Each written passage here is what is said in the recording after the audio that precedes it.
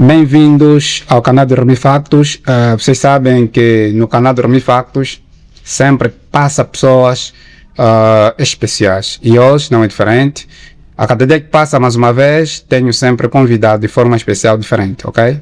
E hoje, graças a Deus, meu convidado especial de hoje é o delegado provincial, ou seja, delegado provincial da Justiça e dos Direitos Humanos do Mochico-Leste. Estou a falar do Dr. Emiliano Eduardo Clemente Zaila. Seja muito bem-vindo, doutor, ao meu canal. É um prazer. Boa noite. Muito obrigado. Doutor, a primeiro quero lhe agradecer. Muito obrigado mais uma vez por ter aceito o meu convite, senhor delegado. Obrigado, Rami. Certo. Obrigado. Agora vamos avançar, senhor delegado. Está à vontade. Sim.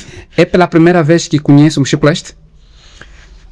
Sim, é pela primeira vez. Mas eu tenho que dizer que quando se trata de Angola não tenho muitas surpresas. Porque eu fui bom aluno de geografia. Enquanto aluno do primeiro ciclo, e eu gostava muito da disciplina de geografia. E estudava muito Angola, nos livros de geografia, os rios, as províncias, os municípios. Então fazia ideia da existência do Mochico no seu todo. Eu ouvia falar do rei Zambeze, ouvia falar das histórias do Mochico. E depois, a partir de 2024, com a nova divisão política administrativa, aparece o Mochico-Leste no mapa de Angola. Longe de nós que um dia viríamos parar aqui. Nós, do ponto de vista político, vimos o país a ser dividido em mais 3 províncias e apareceu o Mochico-Leste no mapa de uma nova perspectiva de governação do executivo atual. E então viemos chegar aqui para o Mochico. Então o Mochico no seu todo já existia, eu já o conhecia, do ponto de vista dos livros, da televisão. Mas a província Mochico, não Mochico da Paz, eu conheci em 2023. Em maio de 2023, eu tive a oportunidade de conhecer o Mochico Velho numa missão de serviço também de 4 dias. Depois voltei. E depois, em novembro de 2025, por ser quadro do Ministério da Justiça, eu estava em comissão de serviço no Ministério das Pescas e em destacamento. Então, logo o meu destacamento terminou, recebi o convite para servir aqui a província na qualidade de delegado provincial da Justiça e dos Direitos Humanos. Praticamente eu estou cá desde há 6 meses. Há 6 meses? 6 meses. 6 meses. Sim. Então vamos conhecendo agora o Mochico-Leste e fazer acontecer o Mochico-Leste. Eu sei que a província do Mochico-Leste tem 9 municípios, fruto desta divisão da política administrativa. O leste coube ter 9 municípios e dos 9 municípios nós nessa altura temos presença de serviços em 4 municípios. E que também são os municípios mais antigos que existiam, né? Aqui o Kazombo, que era o antigo Alto Zambeze, o município do Luau, o município da Cameia e o município do Lacano. Então são esses 4 municípios onde nós temos nessa altura alguma efetividade de funções e os outros municípios ainda não têm uma presença física em termos de serviços de justiça, mas estão a trabalhar no sentido de ainda este ano, próximo ano, termos presença física nestes serviços, tão logo as infraestruturas estejam disponíveis. O que tem estado a acontecer, a nossa jurisdição tem estado a ser móvel. Todas as vezes que há alguma necessidade, como vai haver agora neste período que nos aproximamos, a questão do registro, as equipas móveis que estão aqui no município de Kazombo, que estão no Luau, que estão na Cameia, que estão no Lacano, deslocam-se para os outros municípios, como é o caso do Loba do Zambeze, o Lago de Lolo, a Caianda, o Nanacandundu. E então as equipas móveis vão fazer trabalhos, fazem a recolha da emissão dos bilhetes de identidade num sistema de malas offline e regressar até aqui onde está o posto fixo com internet, faz-se a descarga, manda-se para Luanda, o centro de produção de bilhete de identidade, e depois recebemos os resultados. Então, nessa altura, o nosso desdobramento tem estado a ser este. Muito bom. Agora, o senhor delegado, eu queria entender quando recebeu pela primeira vez a indicação ou então a nomeação com a proposta de trabalhar aqui no Mochico Leste, como é que sentiu? Rami, eu tenho que te confessar, eu me senti muito apreensivo. Não foi nem tão fácil, nem tão difícil, mas eu devo confessar que eu recebi a proposta, me lembro, foi a 14 de junho de 2024. Sim, eu estava a conduzir, o meu telefone tocou e recebo esta proposta. E eu dentro de mim disse, bom, pronto, se o senhor chama, temos que partir. E, então a primeira atitude que tive foi falar com a minha mãe e depois com a minha esposa, e partilhei-lhes esta proposta de trabalho que estava acabado de chegar. Depois tive que fazer um discernimento, porque eu sabia que sair de Luanda e vir para o Mochico Leste não seria uma tarefa fácil. Mas de forma serena, aceitei o compromisso e vim mentalmente preparado por causa das dificuldades da nova província que nos apresenta. Mas sinto-me como um soldado, sinto-me como uma espécie de um João Batista, sinto-me livre, e porque também a equipa do governo local é uma equipa bastante jovem, é uma equipa dinâmica, e olhando para todos os membros que compõem a equipa do governo provincial, especialmente Sua Excelência Sr. Governador, então deu-me motivação para vir, porque é uma fase da vida que a gente precisa saber o que é que nós podemos fazer pelos outros. E então, apesar de eu ter a minha vida bastante organizada do ponto de vista familiar, com outras atribuições a nível de Luanda, mas era necessário sair da minha zona de conforto e vir cá para podermos também dar o nosso contributo. Eu pessoalmente, enquanto angolano, gosto muito do meu país. Eu todas as vezes que tive férias nunca viajei para a Europa. Sempre viajei por Angola, por estrada. Gosto de conhecer as comunidades, gosto de conhecer as culturas.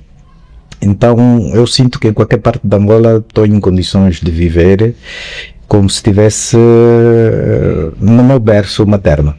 Então a minha experiência aqui nesses 6 meses tem estado a ser bastante interessante, porque facilmente acabei por me inserir na comunidade e estou cá conhecendo-vos, e hoje, com esta experiência que você me brinda estar aqui para tirar um pouco daquilo que está na minha alma, está a ser uma experiência bastante boa, positiva, cheia de constrangimentos e de dificuldades, mas está a valer a pena, porque também se fosse fácil não teríamos nada para contar, e também se tivesse já tudo organizado provavelmente também não viria. A intenção aqui é vir, servir e procurar deixar um legado e deixar os outros também felizes nesta missão que nos foi confiada para fazer. Nunca saiu fora do país?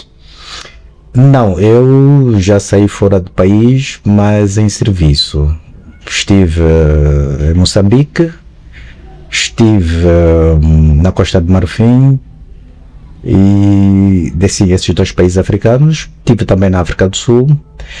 Mas a minha primeira viagem internacional foi na Grécia, em 2007. Eu sou dador voluntário de sangue, e na altura lembro-me da doutora Luísa Cambelela, era médica no José Namachel, Instituto Nacional de Doação de Sangue.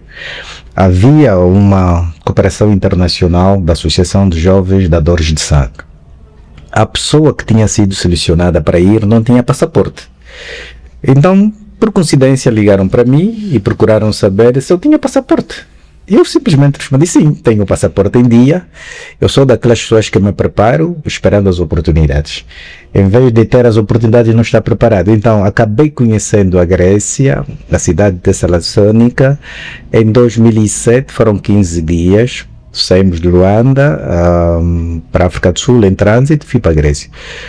E depois há uma outra viagem marcante também que eu fiz, mas foi em período de férias, em 2014. Foi na canonização do Papa João Paulo II e João XXIII. Foi um turismo religioso a partir da minha paróquia. Eu sou católico. Bom, pela minha fé, e então conheci a Itália, algumas cidades como Milão, Florença, Assis, Pádua e Roma e Veneza. Foi assim um périplo num grupo de 50 pessoas em 2014. Sim. E há uma outra viagem também que terei feito, foi no Dubai. Foram apenas 2 dias, em 2014 também, depois de ter saído da Itália. Naquela altura, como nós tínhamos uma economia a crescer e tínhamos o Kwanza bastante valorizado, fruto dos nossos rendimentos, porque a nota era $100, 10.000 Kwanzas, dava-nos a possibilidade de começar a sonhar grande também. Então foi nesse intervalo. As 2 primeiras vezes foi em 2007 para a Grécia, depois 2014. Agora, Moçambique, África do Sul, Costa de Marfim foram viagens de trabalho, enquanto estive no Ministério das Pescas a representar o Ministério nas organizações internacionais. Eu era membro do Conselho de Monitorização e Fiscalização das Pescas da SADC. Então foi nesse intervalo que acabei também conhecendo esses países, mas em trabalho. Muito bom. Informações positivas e negativas antes de conhecer o Mochico Leste, em particular o Kazombo. Bom, as informações positivas. Bem, eu não sei, eu parto sempre do pressuposto em tudo, cada moeda 2 lados. Em relação às informações negativas, é o preconceito muito grande que existe, do ponto de vista tribal.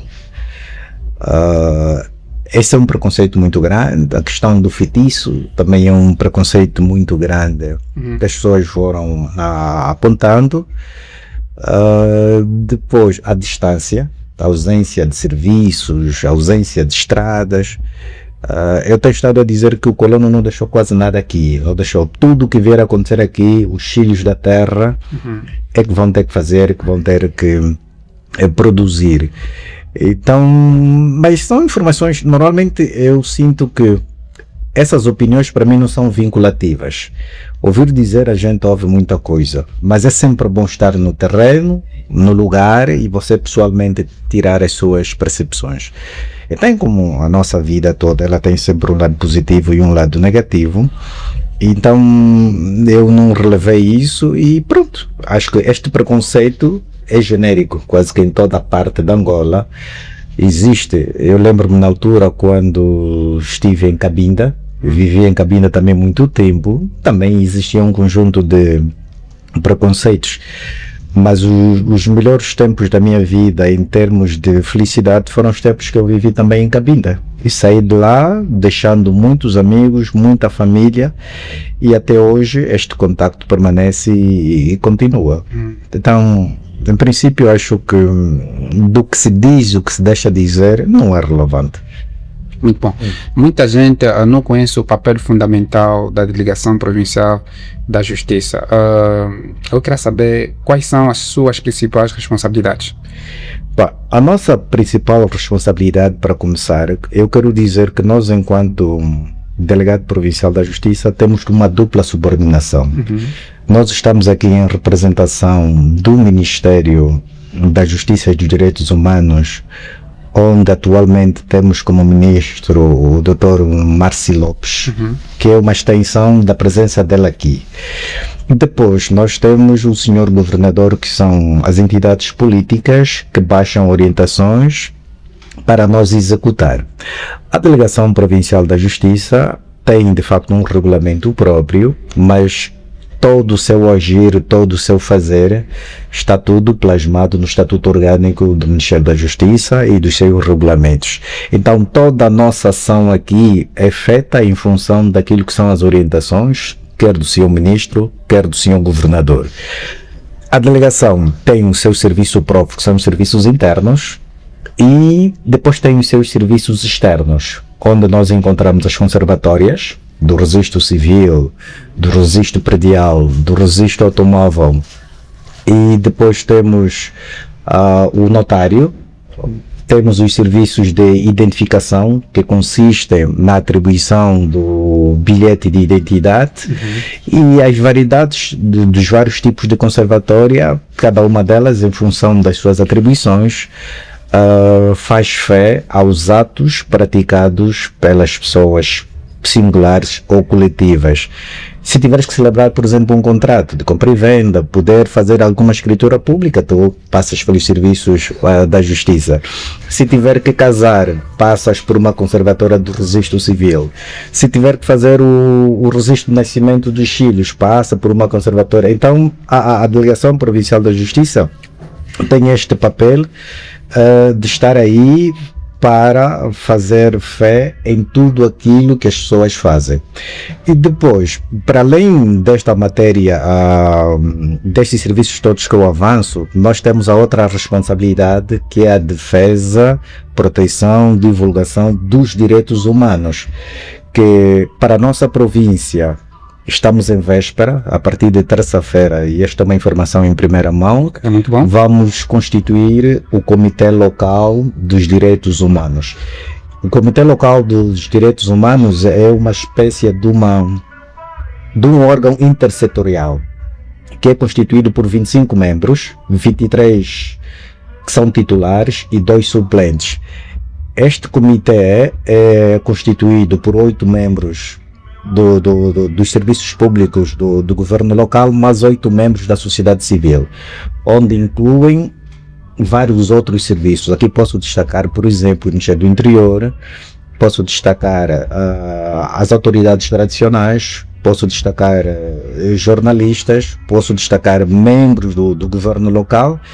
E então, a partir da terça-feira, este comitê vai ser constituído e vai trabalhar na defesa, divulgação de todos os direitos fundamentais que estão consagrados na nossa Constituição e nos vários instrumentos jurídicos internacionais, especialmente a Declaração Universal dos Direitos do Homem, para nos fazer sentir fé aqui na nossa província, este trabalho também. Muito bom. Dentro da vossa hierarquia, delegado e diretor, mais uma vez, dentro da vossa hierarquia, quem é superior de quem é? Não, são duas coisas diferentes. Normalmente os delegados têm a tutela a partir dos departamentos ministeriais. Os diretores têm a tutela do governo provincial. São algumas designações jurídicas que acontecem a nível dos estatutos e dos regulamentos. Não há uma questão de hierarquia, há alguma equiparação e alguma diferenciação. Por exemplo, para o caso de nossa nomeação, a proposta podia vir do senhor governador, como podia vir do senhor ministro, só que os dois têm que chegar em acordo. A proposta podia ser feita pelo senhor ministro, a remeter ao senhor governador, ouvindo o senhor governador, ou a proposta podia ser feita pelo senhor governador, ouvindo o senhor ministro. Então, neste consenso, há este despacho, porque nós estamos em representação do senhor ministro, mas em contrapartida trabalhamos diretamente com o magistrado principal da província, que é o senhor governador. Agora, olhando para os estatutos, a nível da administração local, a designação jurídica que aparece são os diretores dos gabinetes.